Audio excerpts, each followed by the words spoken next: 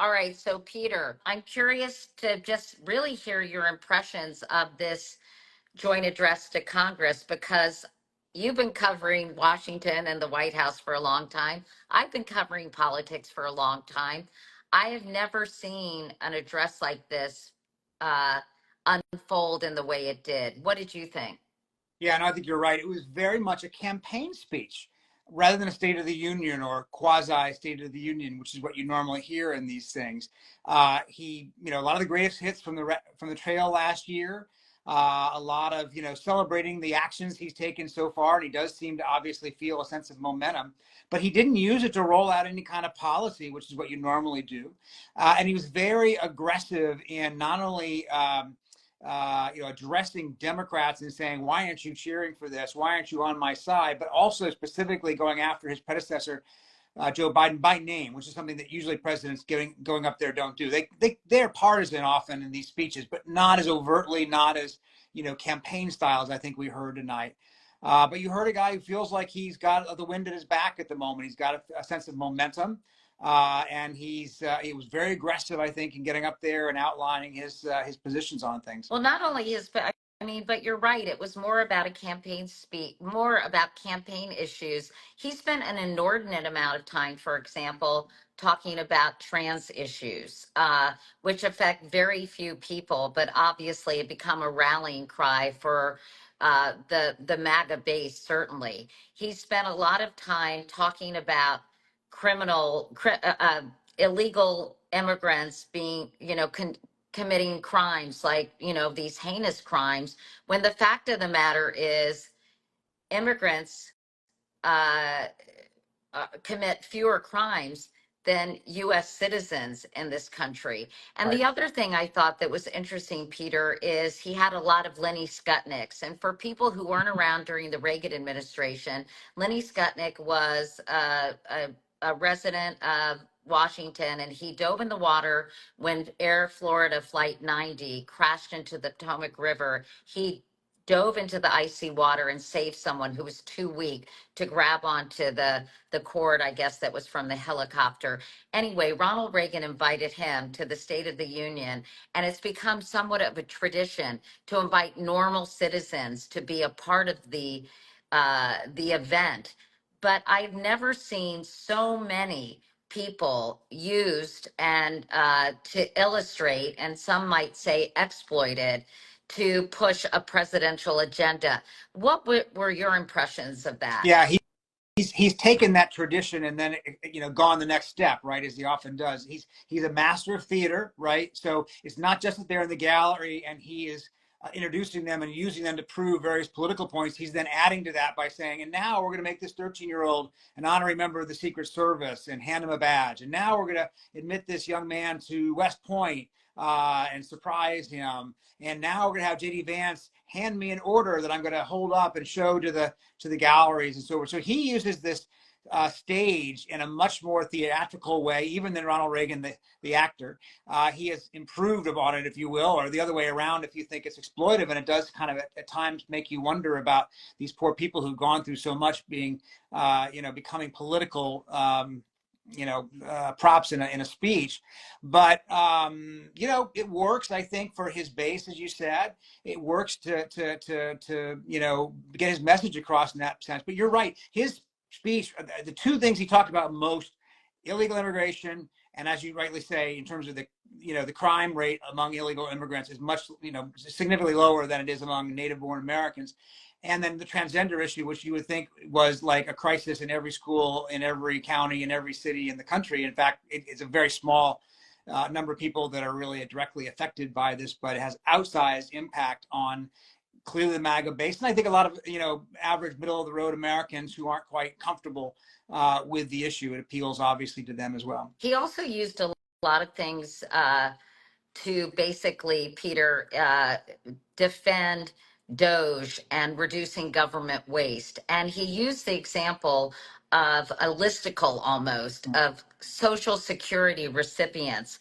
But I know that this has been debunked, that apparently this is really about the computer system rather than people who are actually getting Social Security checks, who should not be receiving that money. In fact, the Washington Post did a fact check, and it says multiple folks have looked into this and found that while the number of people fraudulently collecting benefits is not zero, it is teeny tiny compared to the tens of millions of beneficiaries. And the the AP said the Trump administration is falsely claiming that tens of millions of dead people over 100 years old are receiving Social Security payments.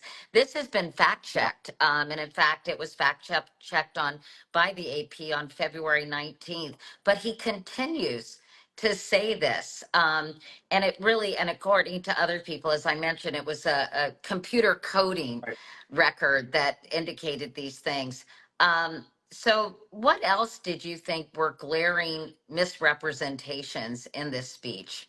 Yeah, I mean, look, this is Donald Trump. The speech was filled with factual, mistakes, distortions, misleading statements, lies, whatever word you want to use for the various ways he presents an alternate reality. And he has done that very aggressively since taking office again. And it's not just that, he tends to brag or have a lot of braggadocio or say things as the greatest economy ever when it wasn't the greatest economy ever. It's that he's using these misrepresentations, these distortions, to justify policy changes, right? So he gets up there, as you rightly say, and makes it out as if the Social Security system is rife with fraud. And yes, of course there's fraud, absolutely. And I think every administration wants to root a lot of that out. The Government Accountability Office did point out that there are quite a number of people who are receiving payments from the government inaccurately, incorrectly, and that needs to be taken care of. But they haven't found anything new. They haven't found anything that didn't already exist. The examples that he gave, for instance, when he listed off all these different spending items, you might disagree with the policy goals. You may say they're not really something we should spend our money on, fine, but they're not fraud. That's not illegal or corrupt to say, let's fund, a Sesame Street equivalent for the Middle East, which was meant to import Western values to another part of the world. You may say maybe that's not our business, or maybe that shouldn't be what we spend our money on, but it was a policy decision made by previous administrations and Congress of both parties to do. And you could say, let's not do that. It's not the same thing as saying it's corrupt or we found fraud. And I think that he has made out, of course, this to be something different than it is. Another example, he says we've spent $350 billion on Ukraine and Europe has only spent $100 billion on Ukraine. That's been debunked so many times, and yet he continues to say it. It's really more like 119 billion dollars according to the Kiel Institute, which has measured these things from the United States, 138 billion by Europe. In other words, more than we have spent. There are different ways to count it. There's some ways you can count it. You can get to 175 billion, depending on what you're counting. It's worth remembering, by the way, that about 70% of that money, whatever the money is actually going to U.S. sources. It's being spent in the United States on defense contractors and replenishing weapons that we give to the Ukrainians. So most of that money isn't actually going into Ukrainian hands. It's going into the hands of U.S. job makers. There were also a list of programs in various countries around the world that I think were a direct attack on USAID, is my understanding. Talk about that. And I think some of those programs were also mocked and misrepresented by President Trump. Yeah, a number of them over the last few weeks. I don't know about specifically the ones mentioned tonight because we haven't had a chance to check them as thoroughly as we want to check before we say things are wrong. But over the last few weeks, he and his staff have repeatedly cited examples that were supposedly, examples of waste or misguided priorities by USAID that turn out not to be true, or turn out not even to be a USAID program, turn out to be a State Department program or some other program.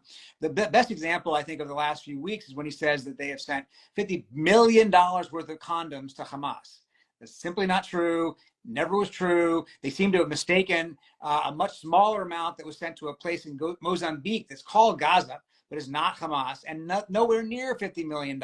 Nothing like that. Worldwide, I think all family planning spending was something around $50 or $60 million. And it was to eradicate, and it was to eradicate AIDS, Exactly. is my understanding. Exactly. Similarly to the program he criticized about male circumcision, and I forget what African nation, but the purpose of that was to greatly reduce AIDS in that country. Yeah, he likes to mock these things, and that's fine. People may decide they're not worthwhile. That's a legitimate debate to have, but they have worthy goals, or goals that at least past administrations consider to be worthy. It's not simply like people are throwing money at silly things. He likes to talk about the transgender mice, for instance. It's not transgender mice. It's a completely distorted version of what actually that was about. That's about DNA research. It had nothing to do with transgender, but he likes to use that example too. So the facts don't really matter as far as Trump's presentation. He likes to create narratives, create alternative realities through lies and distortions that justify policy changes that he wants to make. He also talked about balancing the budget, and a lot of people may be scratching their head given the massive tax cuts he wants to implement. How realistic is that as a goal for Donald Trump? It's not even close to realistic. It's just not within the realm of reality. Let's just be real, okay? And that's not an ideological statement. It's reality. We have a massive deficit. It is a problem. A lot of people think that we're accumulating so much debt, no question about it.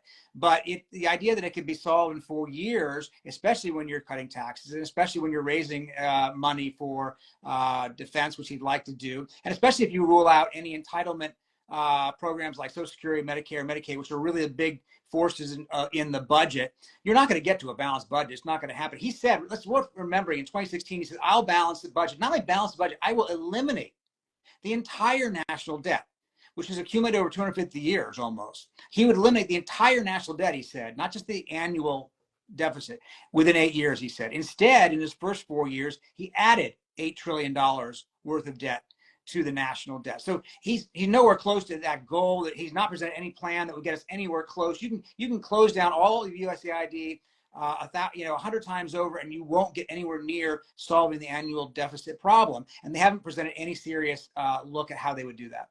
Your colleague Maggie Haberman talked about how she'd never heard someone talk as disparagingly about his predecessor than Donald Trump did tonight. And he also described the economy he inherited from the Biden administration as catastrophic. And that seems to be hyperbolic, to say the least. Or untrue is another word for it. Absolutely. But I mean, a massive distortion, I guess. Yeah, look. Biden's last speech at the same venue was fairly partisan, and he took a lot of shots at Trump. I don't think he used his name.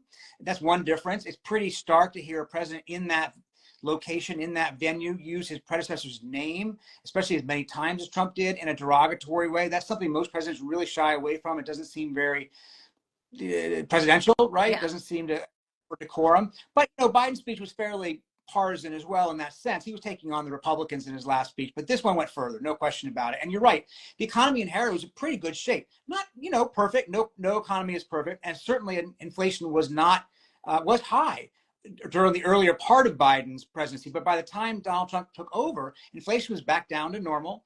Unemployment is at or near record lows. Interest rates were coming down. The stock market was at a high. I mean, there are a lot of good things happening in the economy when Trump took it over.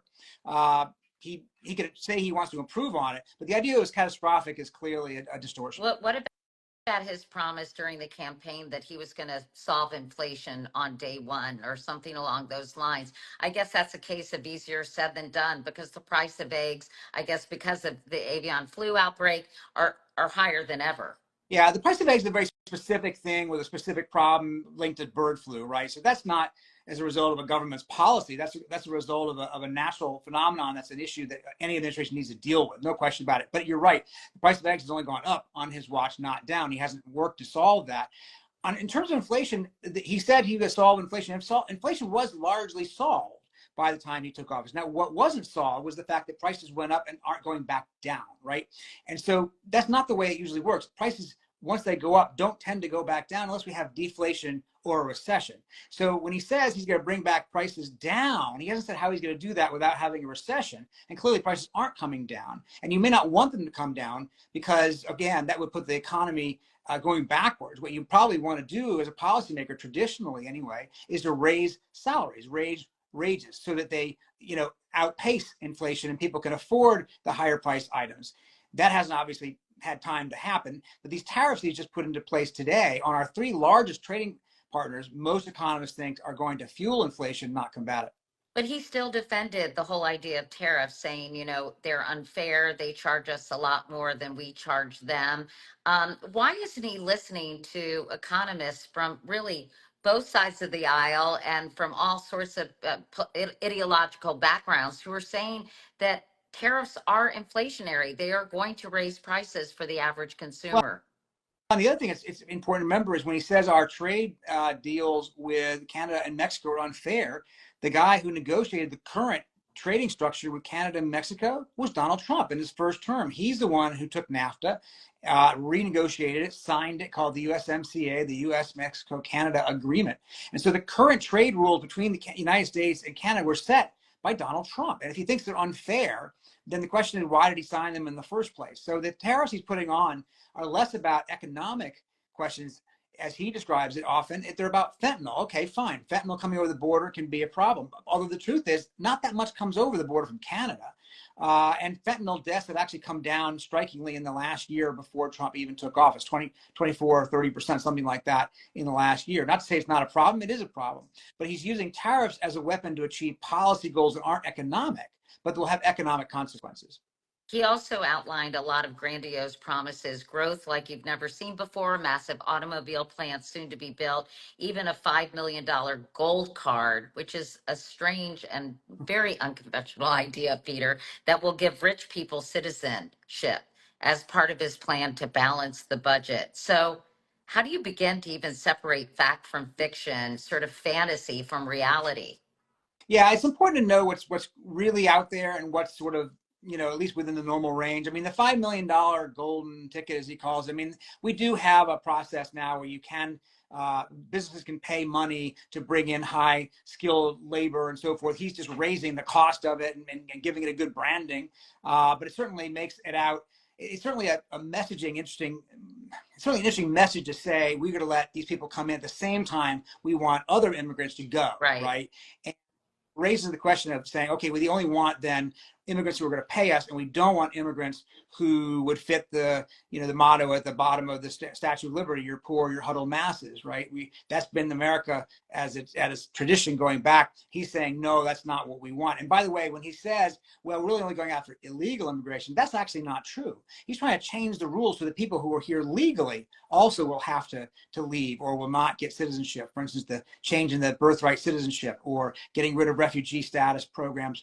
As for people who are here legally, came here legally under programs that were in place when they came, he's trying to change those so that they're no longer legal, that they're illegal. So it's not just he's going after people who violated the law. He's trying to change the law so that people who came here legally also have to leave. What did you hear about Russia and Ukraine that made your ears perk up in terms of Putin and the now close relationship that he and Donald Trump seem to enjoy and trying to find an end to the war in Ukraine? Anything that you thought was worth noting? He was relatively mild on that, given the loud rhetoric we've heard from the last 2 weeks. He seemed to somewhat take Zelensky of Ukraine's what's the right word? Not apology. Overture, That's maybe. a good word. Yes, overture. And he seemed to take that, and accept it to some extent and calm down a little bit some of the heated rhetoric. But look, what he's basically saying is that these are two combatants who at best are equal, and at most he thinks more sympathetically toward the Russians, as opposed to the Russians being the aggressors and the Ukrainians being the victims. And that means that in any peace deal, in effect, he's suggesting that the Russians ought to get something out of it, and therefore be rewarded for their illegal invasion of another country and the slaughter of civilians across Ukraine. I think that's what Zelensky was trying to say. He's trying to say, look, you can't trust Putin. He may take a ceasefire for now and then use it and then to regroup and then come back again to attack all over again. Because it's worth remembering that Vladimir Putin, they may say it's about NATO involvement and all that. Vladimir Putin told us what it was about in July of 2021 when he wrote a 5,000-word treatise. And he said, Ukraine historically is not a country. It is not an independent nation, doesn't deserve to be an independent nation. It's part of Russia. He doesn't believe Ukraine deserves to exist independently. And so his goal is not just to keep it out of NATO. His goal is to reabsorb it in the Russian. Right. And how have you been able to, I'm just curious on a personal note, and I don't want you to be personal because you're always the consummate professional, but how do you wrap your head around this total reimagining of the narrative that Ukraine caused the war when Russia clearly invaded Ukraine? Yeah, exactly. President Trump said the Ukrainians, quote, started it. Well, obviously, if the guy who sends the tanks and the planes and the troops over the border is the one that starts it, There are some people who say, well, Ukraine brought it on itself. But again, that's really kind of blaming the victim there a little bit. But I think that what he's trying to do there is set the stage for this negotiation with Putin so that if he gives up concessions to Russia, he has delegitimized Ukraine to some extent with the American public. And the American public will feel like, well, yeah, Ukraine doesn't deserve to get any kind of concessions because they're the ones who started or because Zelensky is a dictator or what have you. It's You worth think the remembering. American public is that stupid? Don't I think the American public, answer that question. I think a lot of Americans are not paying attention. I think there are some Americans who actually are sympathetic to Putin, not a lot. We'll see if Trump could change that public image. I saw a poll the other day. It said asked who they blame more, Russia or Ukraine. 52% were on Ukraine's side, only 4% were on Russia's side, but 44% were on either side. So they are open to hearing out, people's points of view and may be open to Trump's persuasion. Before I let you go, I wanted to ask you about the Democratic response. As you know, a number of Democrats boycotted the speech. A lot of Democrats were on their phone. They had these, signs that said false or, signs about Medicaid. I couldn't read some of the other signs that they were showing during the course of the speech, definitely sitting on their hands the whole time.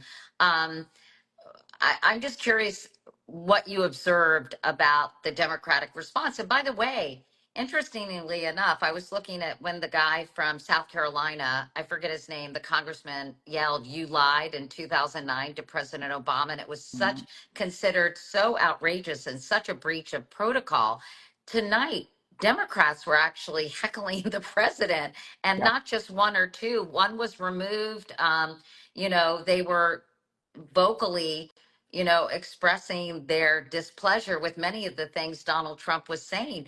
That's pretty unprecedented too, isn't it? It is. Yeah, I think we've headed down a very different road. You're right. And you're right to remember Joe Wilson from South Carolina saying that to Obama, "You lie," because you could sort of track it to that point, right? Over the years, with each passing year, it feels like this has become increasingly more common where members of the opposition are willing to break decorum, or what used to be anyway, the decorum of the moment, and express their indignation or their opposition or what have you. And that was Republicans when it was Obama, and during Biden's presidency, of course, Marjorie Taylor Greene and Lauren Boebert would shout "You lie" and some other things up and there. They never I think got ejected. They never got ejected. Exactly right. I think tonight went a little further than we had seen in the past. Each year, I think, tends to get a little further. The Democrats took a little further tonight, but you're right. I don't remember anybody ever being ejected before. That's a new one.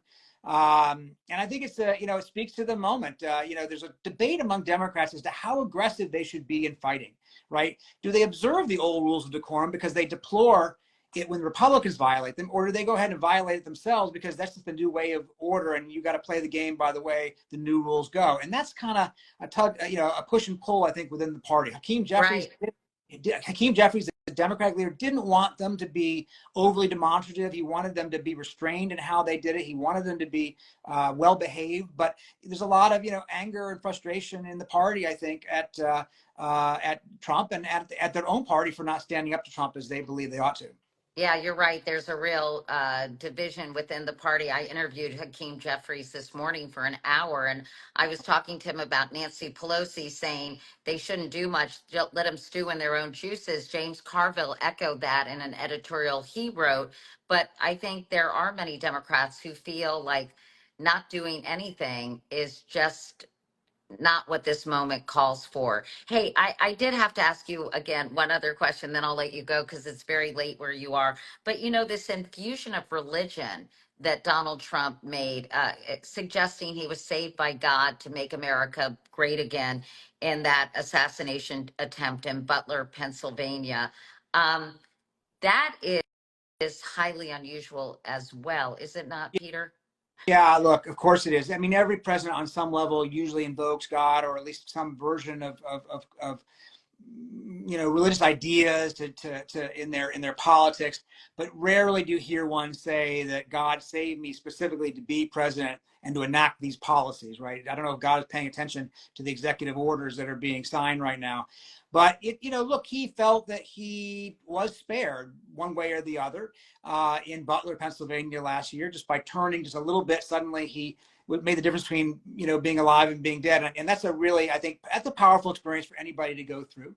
And it's also true, I think he's been influenced by the people in his party who told him that, well, that must mean that God has saved you for a reason. And he has adopted that logic and that language increasingly over the last few months in a way that he hadn't done before. He's not a religious guy, let's be honest about it.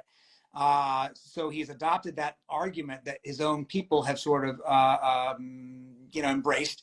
And whether he feels it or whether it's useful politically, I don't know. But I do think he does feel, something about that moment in Butler, and it's a powerful moment. And as a matter of politics, of course, it's also a powerful argument, at least to some people in America who see him as a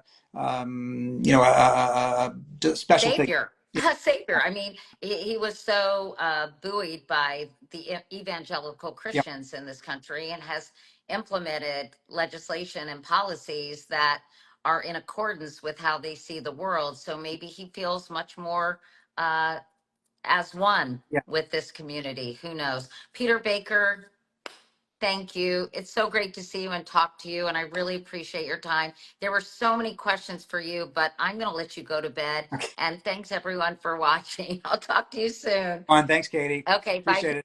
Peter.